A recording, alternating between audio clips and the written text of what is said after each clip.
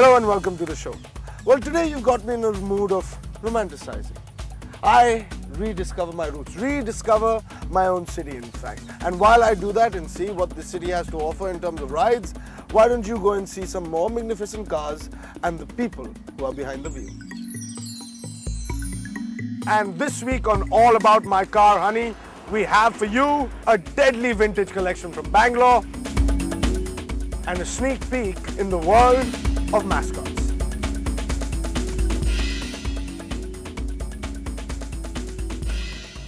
This is a symbol of pride. It makes me proud to be an Indian. You know, back in the day, even cars had little symbols, which they used to differentiate them from each other.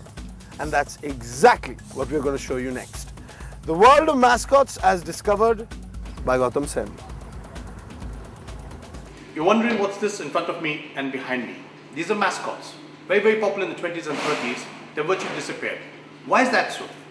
Well, let's go back in time and we will find out what happened to the world of mascots.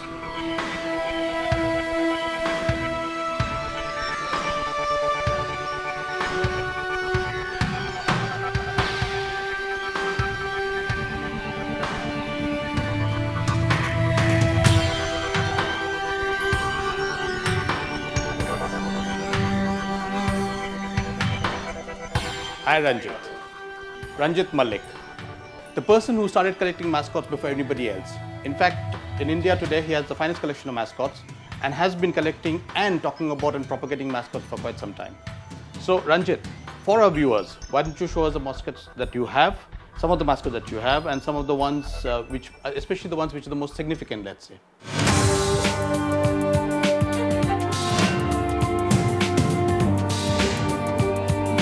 These two, the first two are actually from the Bentleys, which were the most desirable sports cars ever made.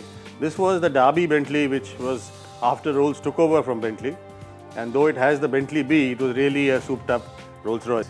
This is the original Bentley, what's called the WO Bentley, which was really about hard motoring and racing and so on and so forth. This is the Minerva, which I've had for the car which I had. And this is the AL model, which was the largest. And as you can know that the goddess Minerva epitomizes the beauty, the design and art which was competing with Rolls in those days. This one is the Hispano Suiza, which were the ultimate beautiful cars of the 30s. And this is a flying this thing in the size and the beauty and the stateliness epitomizes what the Hispano Suiza stood for.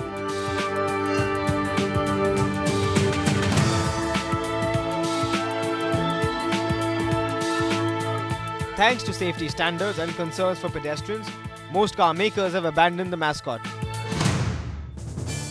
Except Rolls-Royce. The Flying Lady, appropriately called the Spirit of Ecstasy, remains the last of an era and is easily the most famous of all mascots.